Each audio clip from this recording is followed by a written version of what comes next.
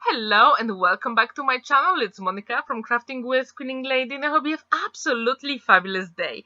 In today's video, I'm going to show you how to create a beautiful and unique Z-fold wedding card. First, we're going to need 6 by 6 inches craft card base, and I'm going to score one of the sides at 7.5 centimeter or 3 inches. Then we have to fold it and burnish the fold with our scoring tool. Super quick and easy, and your card base is ready to decorate. Now the tricky part begins, where you have to decide how to decorate it. I'm going to use Caring Thoughts paper pad that comes from Signature Collection by Crafter's Companion. I'm going to use that floral element and also the green background with some white dots. These papers are just so beautiful. With that dotty paper, I decided to use embossing folder, Swirly Hearts. It came in one of the card making magazines a few years ago, and it is super beautiful and amazing for any wedding project.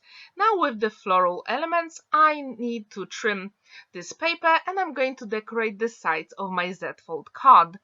As you can see, the embossed heart is just so beautiful.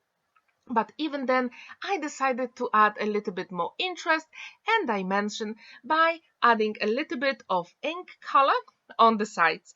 And to do that, I'm going to use Pigment Opaque inks by Spectrum Noir, and all the names of the products I use in today's video will be in the description down below, so you can check them out if you're interested. Also, in the top right corner, you can check my other beautiful project where I created Mandy wedding card with henna pattern. I really encourage you to have a look and feel inspired to create very unique and unusual wedding cards. And coming back to this project, as you can see with my embossed heart, I'm adding this same pigment ink, and then I'm going to use grasshopper color as well. And these two green colors go really well together, and I really like the look they create.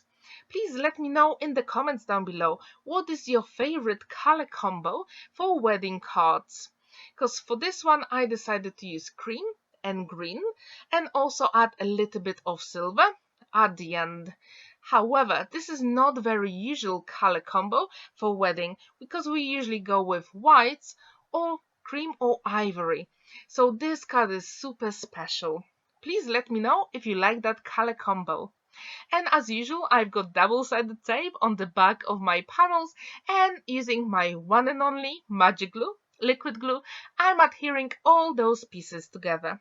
And again, I'm going to use that beautiful green Topaz pigment ink to add more interest on my side panels. Do you do that on your wedding cards? Do you distress the edges with inks?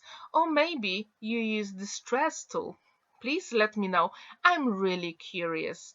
To adhere all those elements, and again, I'm using double-sided tape, pokey tool to help me to get rid of the backing of the tape, and then using my liquid glue, I'm going to adhere all those pieces together. This glue is absolutely amazing, and I really think it is the best in the world, because you still have time to maneuver all those elements, and as a bonus, it dries clear, so no one will ever see if you made a mistake.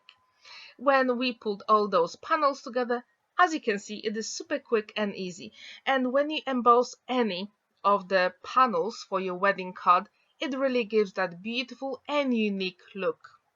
Now, when you create your wedding cards, what is your favorite base? Do you use Z-fold cards, or maybe rectangular or square cards? Please let me know in the comments down below. Also, have you ever used Easel cards style for wedding card? I'm really curious. Recently I fell in love with Z-fold cards, and I really love them. That's why I decided to use that style for this wedding card. Now I'm going to use Heart Die from Tonic Studio, because this is so beautiful and intricate, and actually it matches my embossing folder. And if you don't have any of the tools I use in my video, have a look at your stash, because sometimes you'll be amazed that your embossing folders actually match some cutting dies from your stash. As you can see, I've got my background panel and intricate panel as well. And this is my very big tip for you. If you add any colors on your projects, I really encourage you to have a scrap piece of paper, the same paper you use for your project, and try the colors first on a scrap paper before you put them on your project. And to decorate all my elements here, I'm using Illustrators from Spectrum Noir, and I've got landscape, then I've got figure and portrait sets. And as I said before, all the names will be in the description down below, so you can check them out if you're interested. And adding those colors, actually, it doesn't take that long, but it really makes a difference to your project, and I really encourage you to do the same in your projects. It is so beautiful. So as you can see, I'm starting with the darkest color, then I'm adding a little bit of cream color on the flowers and heart to give that beautiful contrast and interest to your project, because we really want some of the elements to stand out even more than the other. And that way you create more interest and the effect is absolutely stunning in real life. I really like this technique, and I wonder if you have ever used it with your intricate cutting dies. Please let me know in the comments down below. Now to add my intricate element on my background, again I'm using my one and only magic glue, liquid glue, because it has that very narrow nozzle, so it is super easy to apply any glue. Now I'm putting my liquid glue only on the half of my heart, and this is really crucial because then we can create that Z-fold element. Now I'm going to use Edgeable cutting die called Heartfelt Wishes from Crafter's Companion, and I die cut it twice from that cream card. And to add even more interest, I'm going to put the die on top again, and using the same pigment inks, I'm going to apply all those colors on my intricate Edgeable die cut. Super quick and easy, and they really make a difference in real life. And I wonder, have you ever tried that technique in your card making? Do you use Edgeables and then add colors on top? Please let me know in the comments down below. As you can see, that doesn't really take that much time, but I really encourage you to clean your cutting dies straight away.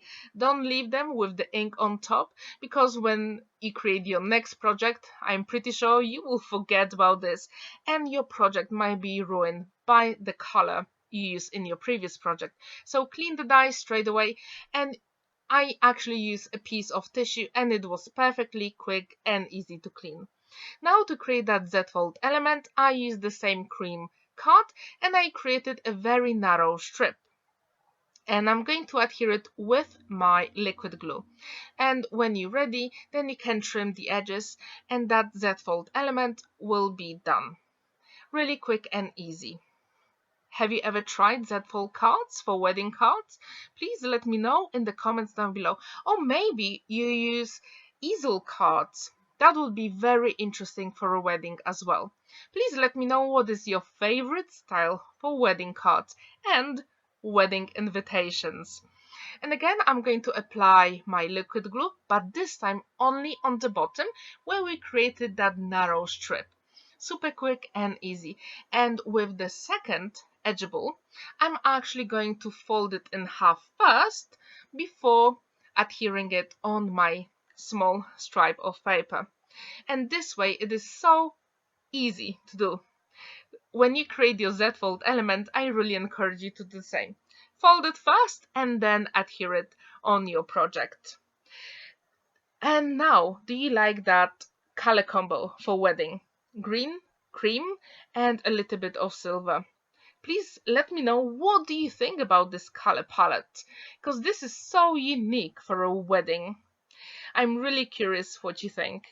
Now to add even more interest to my card, I decided to use that beautiful heart again from Tonic Studio, and this time I'm going to die cut it twice, but the small one. And I'm going to use exactly the same colors as before. And to add initials for the bride and groom, I'm going to use my one and only favorite cutting die set from Tonic Studio, uppercase simple type. And again, as I said before, all the names of the products will be in the description down below, so you can check them out. This is my favorite font for any card style from the cutting dies. Please let me know, what is your favorite alphabet cutting die set? What is your favorite style? I'm really curious. And as you can see, the small hearts are really quick and easy to make, and I die cut the initials with the green card that actually matches all my other panels. Do you do that in your card making? I'm really curious. It doesn't really take that time, but it really makes a difference to your project.